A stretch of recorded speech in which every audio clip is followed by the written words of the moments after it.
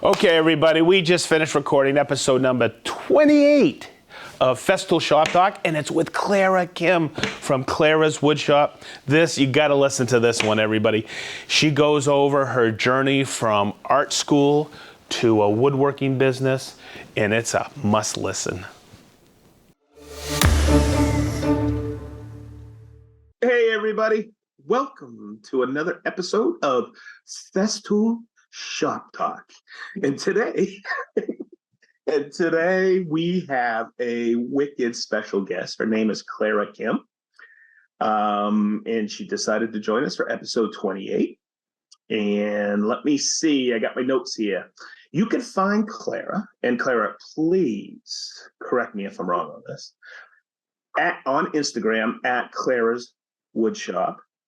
Her website is ckim at claraswoodshop.com. And most importantly, she can be found on YouTube at Clara's Woodshop. Hey, are you on TikTok? Yeah, I'm on TikTok, Instagram, Facebook, pretty much all social media. No kidding, huh? Wow, that's so cool. I found you on YouTube. So awesome. I was really impressed. I think we met for the first time, and you actually did a video on it. I was a little embarrassed. I'll tell you that right now. What was that? It was at Austin. It was in Austin, Texas, right? At the Union there, the Union Hall. And we did the Festool New Product Roadshow, and you showed Recharge. up. See, you know this stuff better than I do. And it was really cool to meet you. I had started to follow your feeds, I think, a few months prior, and I was really impressed. We'll get into that a little bit in a few minutes. Yeah, so, absolutely. Clara, I'm going to start asking some questions. Tell us a little bit about yourself. I always hate this part when someone says, hey, introduce yourself. Tell us a little bit about yourself. Well, why don't you? How did you get? By the way, there's a good video on this on your channel. But how did you get started? How long have you been doing this? Well, how did you get into woodworking? Sure. Yeah, absolutely. That's a trivial question for everyone, to be honest. Like wherever you go, that's going to be your elevator speech. Yeah.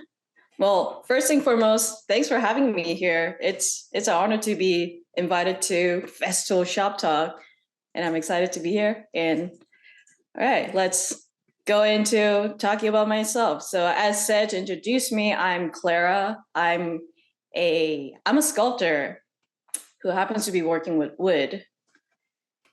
And how I got started with all this woodworking was actually in college, an art school that I went in Chicago.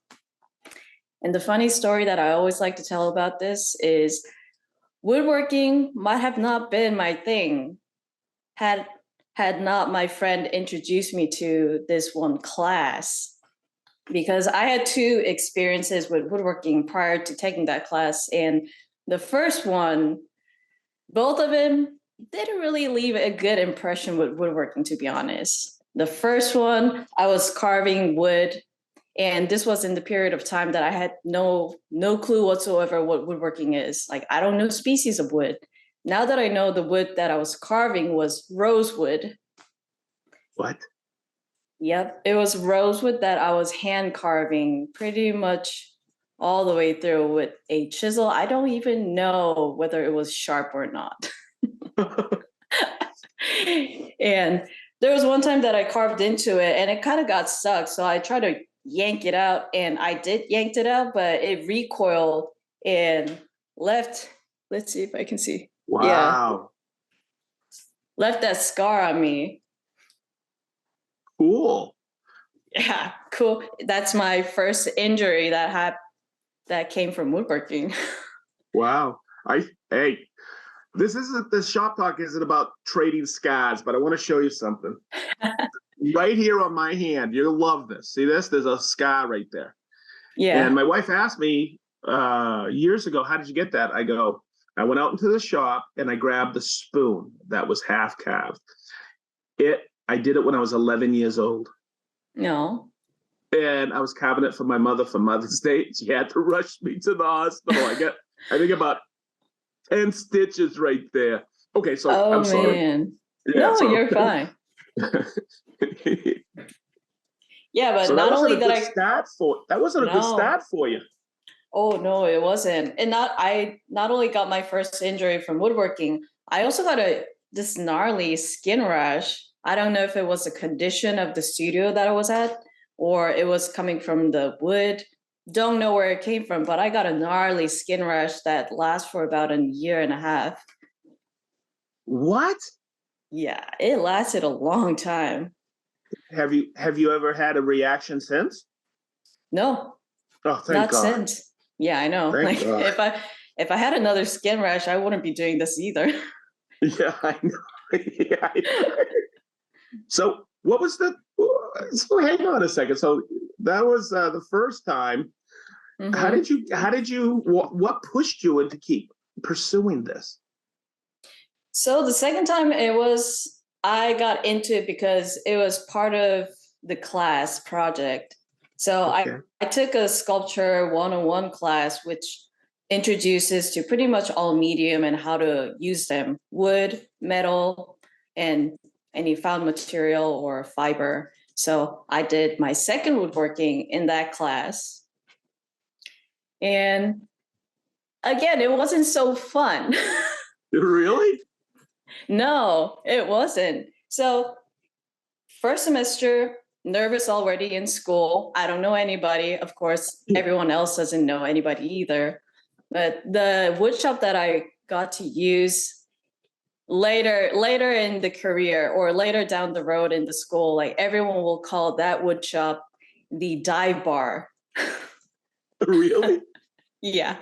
It's it's this basement wood shop with kind of dingy. They upgraded later on, so it's more nicer looking, but it's dingy. They have different color, patched wall, and just the vibe of it. It's like if you know, you know, but if you're new here, you're gonna feel a little out of place. And on top Wow. of that, just being introduced to all of these machines, like it's a school, it's a wood shop with really nice machines. If I think about it, like they had saw stop table saws, not only one, but they had three, Wow. and they had two. Can't remember the name of the bandsaw, but anyways, really nice shop in retrospect. But when you're first introduced to that environment, it's just not easy. Yeah. Yeah, you got to get So used to it. You got to get comfortable in there. yeah, absolutely. So after that project, and it was a fairly simple project to do. Nothing really intricate, no furniture making, nothing like that. Simple, but still it was so darn hard. So Really? yeah, so after that, I kind of put a hold, or I made up in my mind, you know what? I might not use wood in my art career at all. What? And now this is when I go into, but one of my friends, she took a woodworking class over the winter course, and she was praising about this instructor that taught the class. He's so nice. He's so patient with his student, and he walks through the process really step by step for everyone to understand the process. And if they have any question or if they seem like they're stuck, he would go out of his way to make sure he helped every single student out. So that is when I took my first woodworking class. Wow. How was so? What was the instructor's name? My instructor name, his name is Paul Martin. Oh, Martin. And so this is at the Art Institute you went to, and this was in Chicago? Yes, the Art Institute of Chicago. Wow. Cool. So, wow. How many years were you there? At the Art Institute, Yeah. um, at the Art Institute, I transferred over there, so I think I graduated in 3 years. Huh. Did And I? wow, that's cool. Yeah. Because Chicago's only like 2 hours away from us here in Indiana. Mm-hmm. Yeah. Yeah, that's Yeah. that's right. Yeah, I tell everybody, I go, it's about 2.5 hours to Chicago. And then anywhere inside Chicago, it's another 2.5 hours because the traffic is so Oh, unbelievable. yeah. Oh, If you hit on the wrong time, it's gonna take yeah. forever to get in there. You live in Texas now, right? That's where your shop is. That's right. Yeah. I moved from Chicago to Houston it's been a little bit more than a year now. You like it down there? Uh, yeah, definitely enjoying the long summer in comparison to the long winter. Oh yeah, for sure. Yeah. Oh wow, yeah, that's a for sure. Uh, Mhm. and I grew up in Maine, and we had two seasons there. We had wintertime and Fourth of July. It was it was. You want to talk about a long winter? I know those winters. Oh Cool. man. Wow. So okay, so I'm kind of like thinking about this. So that was your first woodworking class, Hmm. and how long did that last? Um, the woodworking class was for how long is a semester? 3 months? 3 months. Yeah. Yeah, and was that the deciding factor that you really liked working with wood? The deciding factor was after I did horribly in the class. Class that I took, it's an intermediate class. It's called Twist and Route, and it's learning all about the techniques of how to manipulate shape of wood. So Mm. using router, doing bent lamination, doing steam bending. So all of the more techniques that you do have to understand the logic or how wood works. Mm-hmm. But I'm just walking it, not knowing what it is. That's cool. It's like I just heard the instructor is awesome. Let me take this, but hey, there's only an intermediate class, and it's a very really popular class. And yeah, so as a senior, I was able to have a first pick on classes. So I just got myself into this intermediate class, and there was out of 4 projects in the entire semester, except for one, pretty much all the rest of that, I wasn't able to complete it. Oh, what? Really? No, yeah, I wasn't able to. It's just I had too much passion when I had little skill. Yeah, but passion gets you there, if you ask me. Yeah. Huh. So So after, that's why. Okay, keep going. I'm just thinking yeah, about some of the so stuff I see you building. yeah, so after I did horribly in that class, it was kind of the moment, the factor of like, you know what, working with wood is kind of cool, and now I know how to build things. So it was spring semester, so I had a long summer break. What am I gonna do during this time? Let me just build myself a bunk bed. Really? Yep, because Oh, I don't know why, but having a bunk bed for me, it seemed like I had I romanticized bunk bed. I never used it before, so I romanticized no kidding. it. So I spent my entire summer just staying in the shop 5 days a week until I got this project done. It took me 2 months to make a bunk bed. That's cool. Yeah. And It, you built it in place in your house? yeah. So at the time, I was living in an apartment unit that had a loft. So it had a really high ceiling. I would say like 10, wait, probably taller than that. Can't remember, but tall enough that I can install a bunk bed in. That is cool. That's cool. So, oh wow. Huh. So it went from you building a bunk bed Mm-hmm. to that was your senior year, and you graduated and you moved to Houston and started a wood shop, woodworking business. No.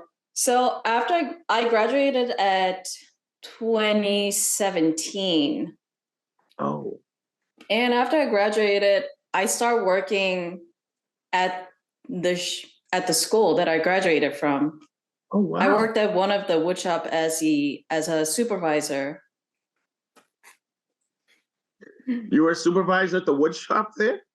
Yeah, I became a supervisor in the wood shop that I grew up from. That is unbelievably cool. Wow. Huh. There was a school up there, Chicago School of Woodworking. I knew the owners there. I don't know if they're still open. It Hmm. was a really neat place over in Wrigleyville. Huh.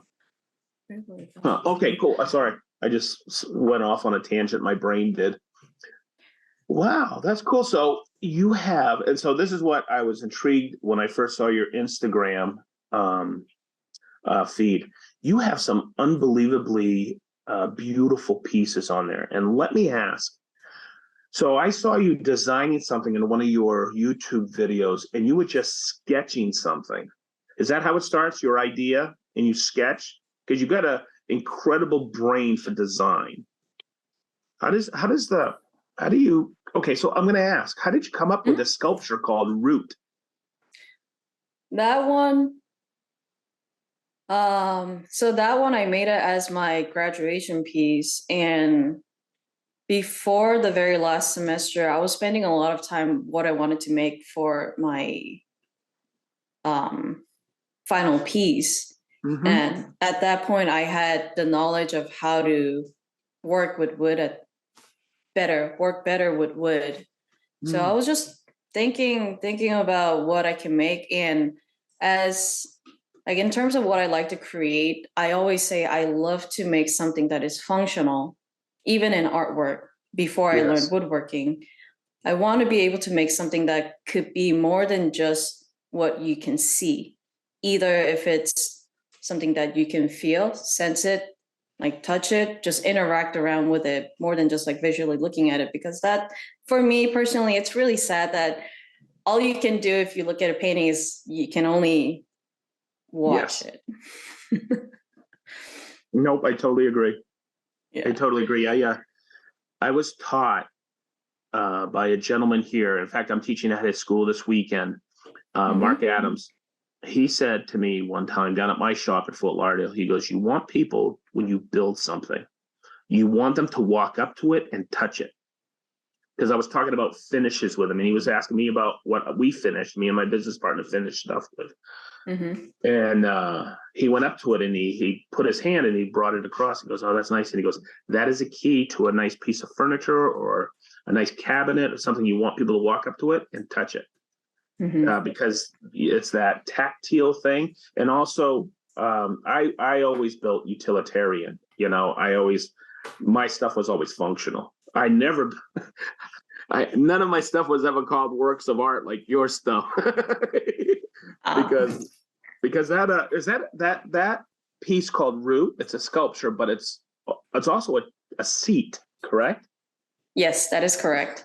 So I just call it stool because it's really low. Yeah, it's neat. And It's and I'll just continuing tell of how everybody. that came to be. Oh, sorry, I Yeah, cut you off. I'll just tell everybody you got to go see it. It's a really unique piece. But go ahead and tell everybody how it came to be. So yeah, in the process of designing it, the other idea concept that I like to play around with in terms of my own artwork is like the relation in between me as a person and in a space. Because wherever I go, like I do like to make my space my sanctuary. Like it's crucial. Like I wanna have an environment, and I want to be in an environment that can inspire me and just makes me feel like home. And that's what I do with the space. So Mm. um coming up with that design was how can I make something that people can interact with, but also can make them feel in a way to be surrounded, almost like be in their own bubble. Ah, okay. Now I get it. Yeah, because you're surround. That's okay. Good. Okay, sorry. But I just that's neat. Yeah, it's a sense of security. It's your own bubble. mhm. Wow.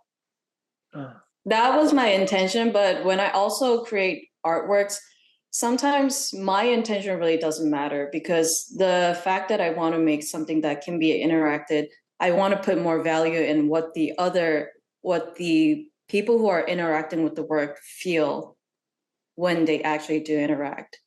So I got a lot of feedback that's more fun than what I intended. Yeah. Like people were actually saying, you know what, it made me feel like I'm more on a spotlight. And oh, I see that. Yeah. mm-hmm. Yeah, you know what? That's what I was taught when I was young. Because my parents always took us to, art museums, and my mom was an artist. Mm-hmm. And they would ask us, because I had 3 other siblings, what are your thoughts on that? And everybody would have a different, it was always neat to see somebody's take on that piece of art.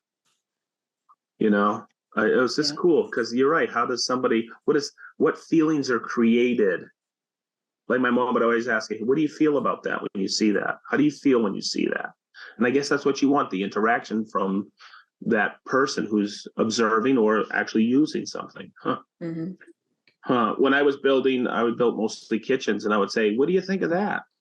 And they would go, oh, that's beautiful. I go, okay, give me your money. That was my interaction. It was kind of crude, but that was my interaction. So, you think it's beautiful? Wow. Well done. Yeah.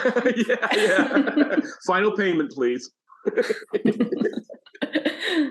Oh my God. Okay, so I'm going to call this out.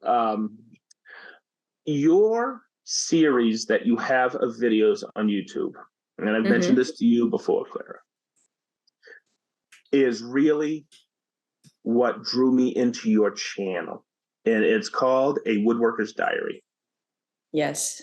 So what's neat about that, and I'm going to tell everybody listening or watching, what's really interesting is you, how do I say this? You're very sharing with your life, your feelings, and your journey as a woodworker. Okay, so I have a question for you. Mm-hmm. How did you come up with that? Did you just start thinking, how did you come up with this idea to share your journey with everybody? So in terms of a lot of videos, I bounce around ideas a lot with my partner, because he has a really creative mind of like video and visuals. So he would be talking, giving me ideas like, ooh, what do you think about this? What do you think about that? And when it comes to making, it's not something that we can just make a project be done in a week. It's not realistic. Oh, I know that. And he's an editing phenom, by the way. He's unbelievable, because your videos are incredible. They're intriguing. And Chris is nodding, because we totally agree. Your videos are bar none some of the best. Thank you. I will definitely tell him after this call. You got it. No, it's good. In fact, I saw him with the camera, and I didn't introduce myself down in Austin, and I was like, who is that? I am, duh. Well, that's probably her video guy. And I didn't know he was your partner. That's so cool. That's nice. Because I saw you call him out on Instagram recently, I think. That's pretty cool. Okay, keep going. I'm sorry. So it was your guys' idea that came up with this Woodworker's Diary. Mm-hmm. Yeah, because the project can't be done in a week, and we do want to post a YouTube video at least once a week. So that he was asking like, oh, what if you talk about your process, like share, like just talking about it, or talk about what happened in a week or a month, like the duration of what happened. It was changing constantly, but it's like, just share the idea, like share your thoughts, how I grew, how I grew in the process of making a project, or just in day-to-day life. Yeah, no, it's very authentic, and everybody has to see these, because at the end, you guys sometimes you have a little post show, and they're kind of comical, but also you have bloopers in there. It's funny as heck. Yeah, the blooper is my favorite part too. Yeah. Okay, so here's something that was really neat, and you did it in your Woodworker's Diary. You just traveled to Korea, right? That's where you're originally from? Originally, That's a question that I'm not quite sure how to answer. I was born in Oh, the States and moved to Korea and then moved oh, back to the really? States. Oh, that Yeah. is so cool. I didn't know that. Oh, wow. That is so neat. So you were over there, and I think it was for a wedding. Yeah, my sister's wedding. Oh, how nice. And the reason I'm mentioning this because you did an interview with somebody that, Turner, that Hmm. just blew me away, his work. And his name is No Oh my One, God. huh? Yes, his name is Nohiwan, and his username for IG is Onionwood, and his store name is Onionwood too. I saw that. How did he come up with that name? um, so that's the same question I asked too, because Onionwood, why? Yeah, And it was so lighthearting what he said. He just said, I like the sound of it. that's neat. I like the sound of it, and it's like similar process of wood turning. You just like keep peeling, carving off wood, and he has this massive curiosity, almost like a child. Like his ideas just like starts little, but it just like grows and grows. So he liked the idea of peeling onions, just being curious what's underneath it. Great name. It's intriguing to see a name like that.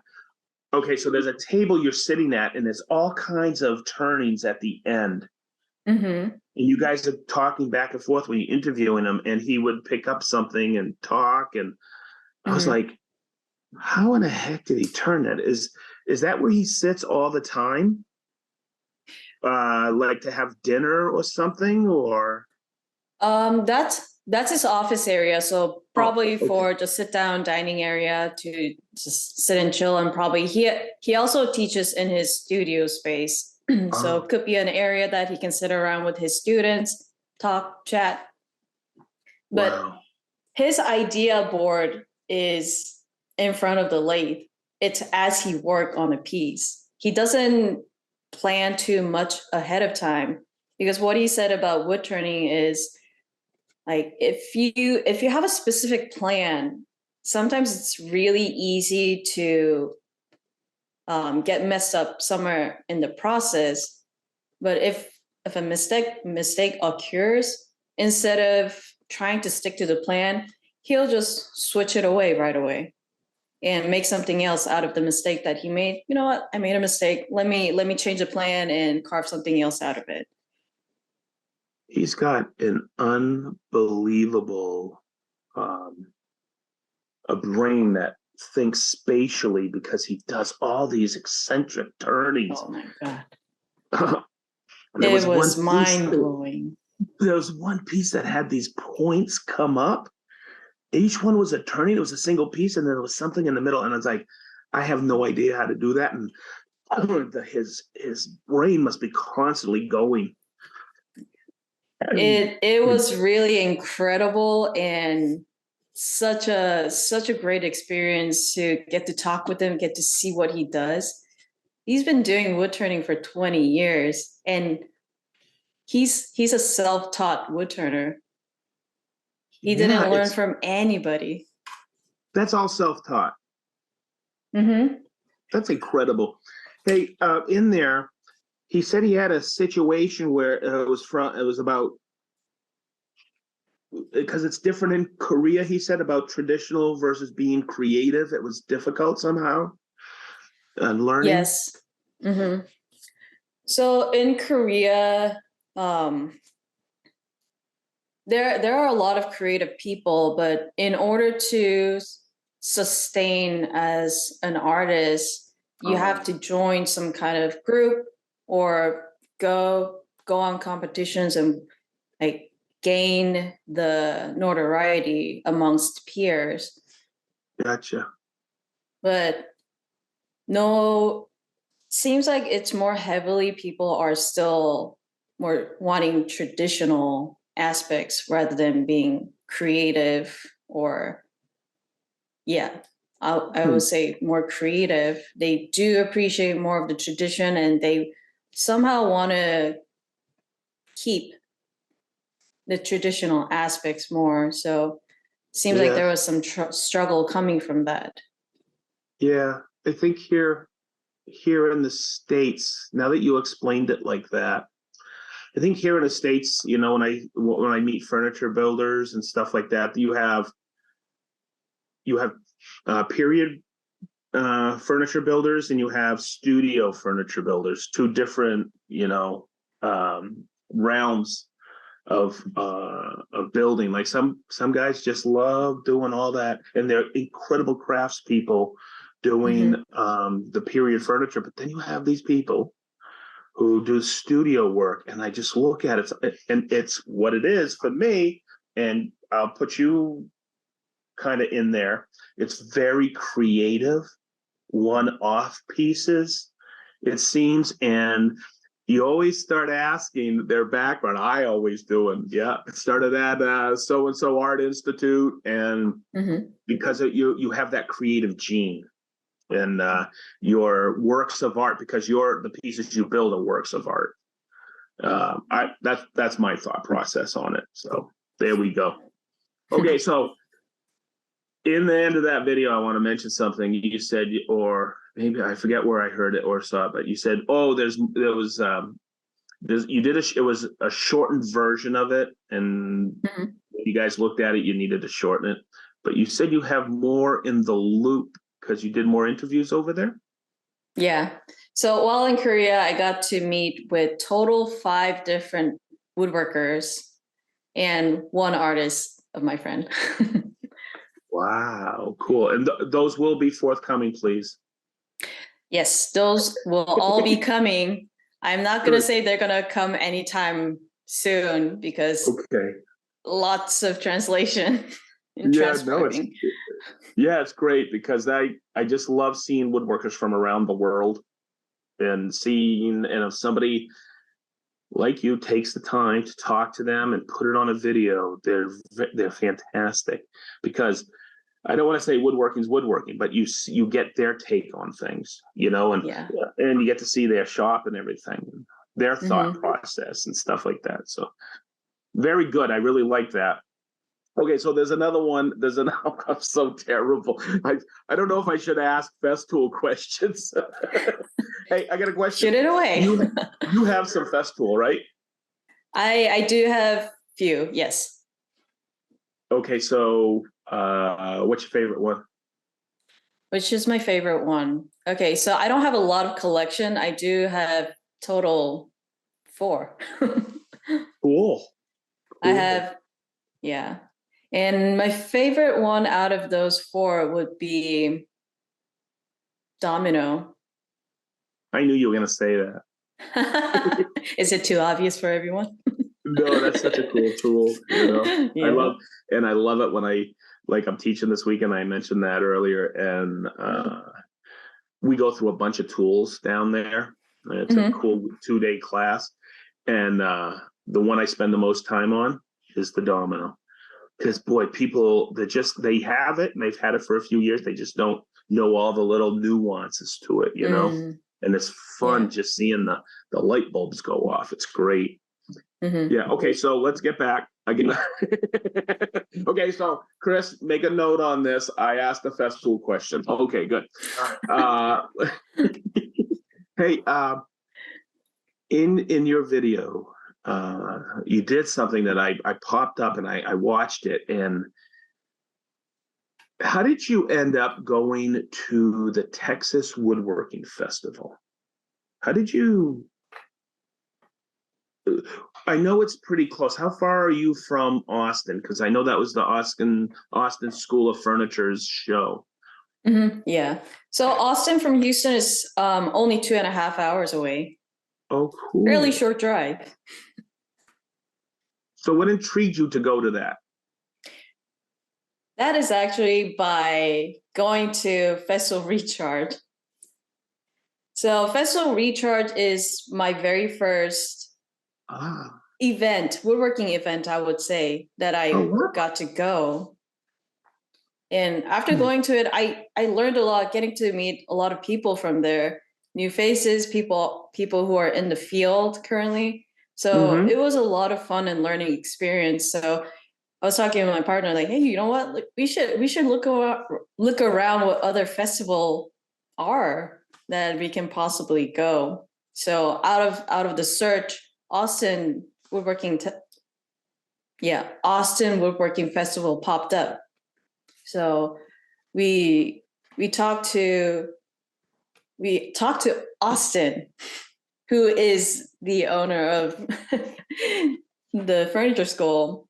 Yeah. So we talked to him, and he invited us, like, hey, come and hang out. So very, very appreciative to Austin, who invited us. And the entire experience in the festival was amazing. I learned so much.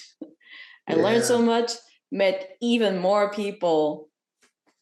Yeah. Hey, you said something in that, in your recollection of it that I was watching that, and I feel this all the time when I attend something like that.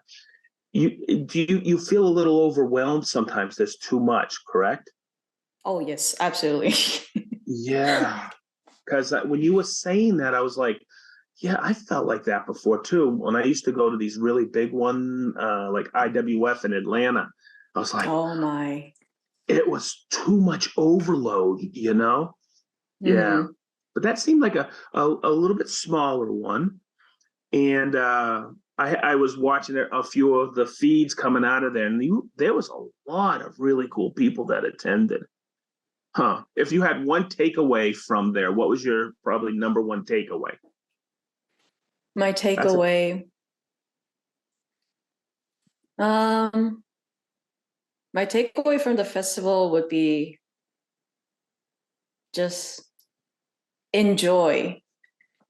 ah, Like, I ah, did enjoy the entire experience in the festival, but at some point I think something got into my head that I have to do X, Y, and Z. And mhm. then that's when the nerves start kicking in, like, I have to do this, I have to do that. Yeah. And it's like that just accumulated inside my head, and I'm start talking more about the ideas that what I need to do instead of Yeah. just enjoy it. Ah, cool. I think just seeing everybody down there, I think I may take a couple days off next year and head down there myself because I was Mm-hmm. talking to a few people about it. And I was actually on the phone with, it's really cool. His name is Austin, isn't it? We did a Festool Yeah. shop talk with him. Oh, And you did? oh, yeah, yeah. We actually were down there for the Rubio Monaco event and we decided, and I asked him, I go, I'd like to do a shop talk with you. Can we do it right there at Austin School of Furniture? So my big joke was that we're in Austin, Texas at Austin School of Furniture, and the owner's Austin, and he's just such a nice guy. And this year in October, the Rubio Monaco event, which we usually do at their headquarters in Mhm. Spicewood, which is just outside of Austin, it's actually going to be at Austin School of Furniture. And I was on the phone with him, checking out his tool list. I'm going to send a bunch of Festool down there next week. So I think that's October 15th or something like that. I got to fly out for that. Okay, Oh. so let's see. You moved from Chicago. Why Houston? Long summer versus long winter. Was there any particular reason? Because you opened a woodworking business, correct? Yes. The reason Houston is, so my partner parents bought their retirement home in Houston because they currently live in Illinois, Peoria, Yeah. or Peoria, Illinois. And yeah, All good. same thing. All good. And before they moved to Illinois, they used to live in Houston. So they have a warm part in their heart about Houston. So they wanted to eventually move back to Houston after they deal with all of their business in Peoria. But they bought the house before they even start wrapping up their business. So it was vacant, and there were just things happening in the house, like a tree fell or a tree needs to be cut down. And so maintenance wise, there's something that his parents couldn't attend immediately. And us in Chicago at the time, we were actually working on a different business. And all of, and my partner, he was working a part-time job to just bring in some income. But as soon as that income comes in, it's just all going out through rents, paying rents.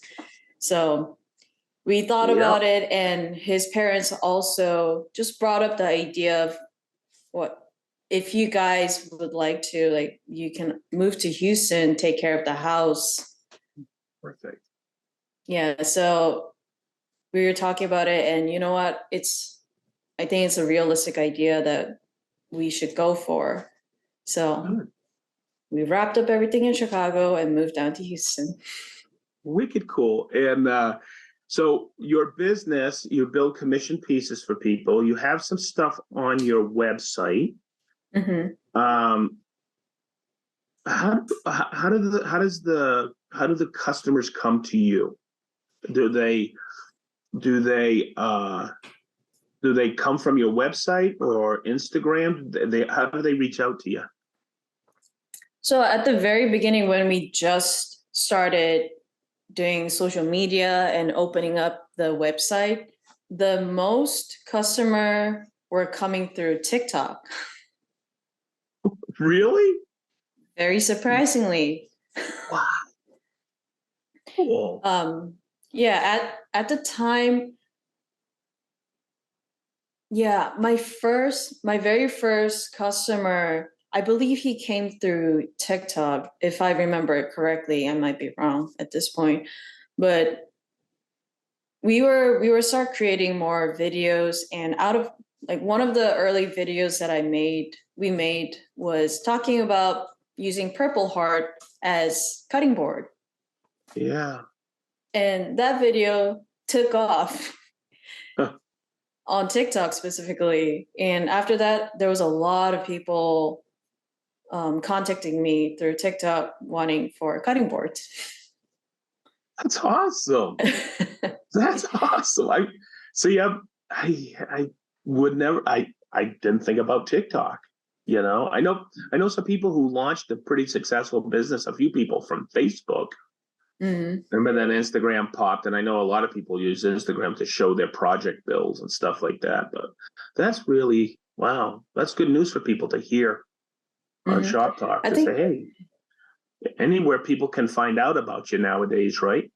yeah, with social media, whichever platform it's something that I wouldn't say it's guaranteed this platform is going to be more successful versus the other. You just never know. You never know. Huh. Pretty darn cool. So, what do you find right now in your business? What are your biggest struggles right now? Or do you have any? I think my biggest struggle did pass. I did had a struggle, like, just around the time flying out to Korea and then coming back here. So my struggle, so opening the business, I I did open up with the intention of taking in custom furnitures, and it's been over a year now since I opened up that business. And the more time passes by, the more that I'm realizing is I do, as a sculptor who got into this side of woodworking, I still do have a deep love in wanting to make art pieces that has no limitation. And who knows what, it might be something that no one really wants, but it's being able to fulfill my own curiosity and my, like, love of what I can show. So That is really neat. Yeah, well, I know quite a few people who started with commissioned work, and they were showing all their pieces on YouTube and Instagram and TikTok, Facebook, and now they say I don't have time to do commissioned work. I build from my house now because they have a successful venture with YouTube. You know, I see that more and more often, and I'm like, wow, maybe I'm doing something wrong here. I'm just kidding. Oh, that's pretty cool. What else? Oh, I love this one. I ask this every single time. Mm-hmm. Who was or is your biggest influence? In life or in woodworking? I'm glad you said that. Let's start with woodworking. With woodworking, my biggest inspiration would be my mentors. I had one official instructor. He's definitely one of my mentors, and another sculptor, designer. I would say he's an artist as a designer. Mm-hmm. He's someone that I never directly took his class, but he was also a director in one of the other wood shops in the school, and I got to work with him on the project's route. Actually, he helped me out working with that project. Wicked cool. So two of those people are my biggest inspiration in woodworking. I'm like it matters who you learn from. Like the first person you get introduced to woodworking, it sets the tone. And I'm so glad that I got to take Paul Martin's class, because he was such an amazing instructor and a woodworker. Yeah. Huh. Okay. So who is your biggest influence in life? I would say that is my mom. Oh, cool. Yeah, a lot of opportunities or a lot of path that I might have not taken was always like questioned by my mom. Like, what if you do this? What if you go back to the States? Oh, Do you want to cool. study more? Yeah. She's your guiding light, huh? Mm-hmm. Yeah. Yeah, I had both my parents were my guiding light. Yeah. Oh, sorry, I went off on a tangent. My brain went, oh, there you go. So you want All to hear my a cool parents. you want to hear a really cool story? Please do tell me. I used to watch this television show all the time and go, man, that guy's got a wicked cool shop. I was growing up watching his program. I was like, man, that guy just knows woodworking. Like, oh, he's unbelievable. And I just followed him. And then I got into woodworking, and I saw him at a trade show, and he was signing saw blades, and I was going, seems like a really nice guy. Never met him. And then come to work at Festool, and about a month in there, I was flown out to Massachusetts, and the next thing I know, I'm having breakfast with him in his house. Oh my. Yeah, and he has become a really good friend, and to the point where last time I saw him was about 4 years ago, and I've been hanging out with. When I say hanging out with him, I've done videos with him for Festool on sets, and it's just we have a good time every time we get together. He has given me some unbelievable advice, and also being with him, I've learned so much from him, how he interacts with people. And what's really neat is last time I saw him, I was shaking his hand. It was right before the pandemic. I think it was 2018. I'm out in Vegas, and he's in our booth at Festool signing stuff.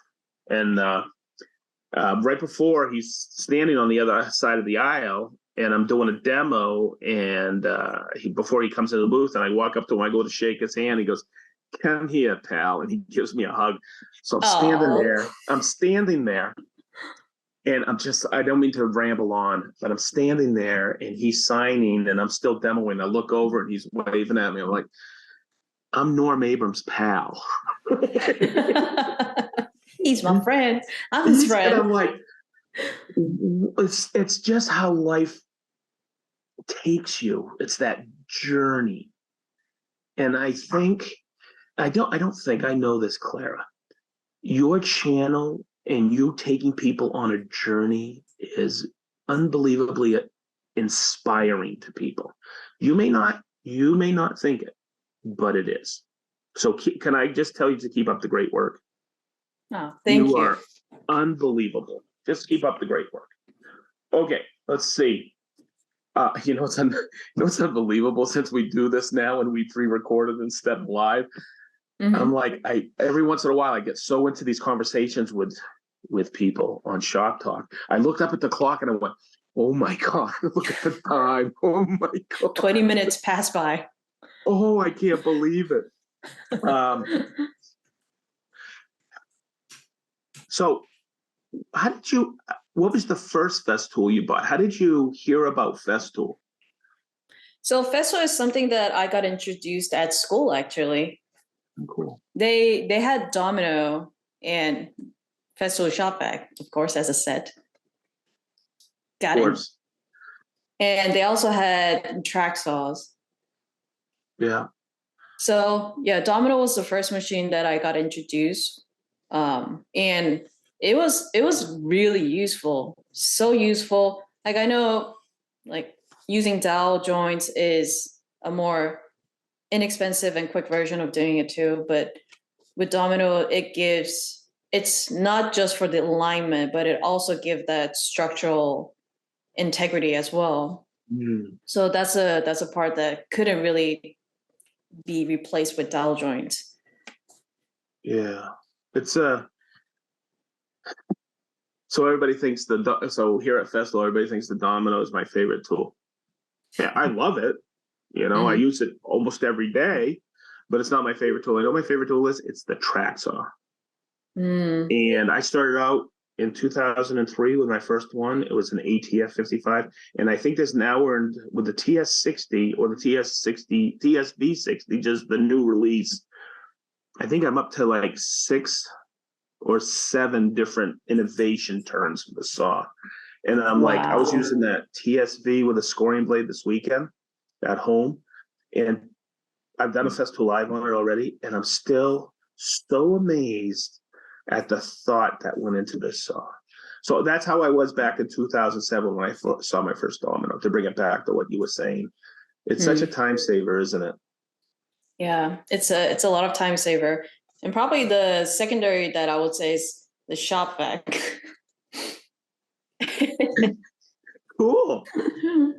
Cool. That's not. It's really nice to hear that because we always just say, "Oh yeah, it's just." I don't say it. I'm not supposed to, but oh yeah, it's just a dust extractor. But you know what? It's the core of our system, and So when I really realize dust extraction nowadays in my shop, I'm going to take it to my shop at home, is when I turn on my lathe. Mm. And it's just like, oh my God, all this dust flying around. So I'm trying to make a contraption or a hood for my lathe at home that I can hook up my CT to, my dust extractor. All right.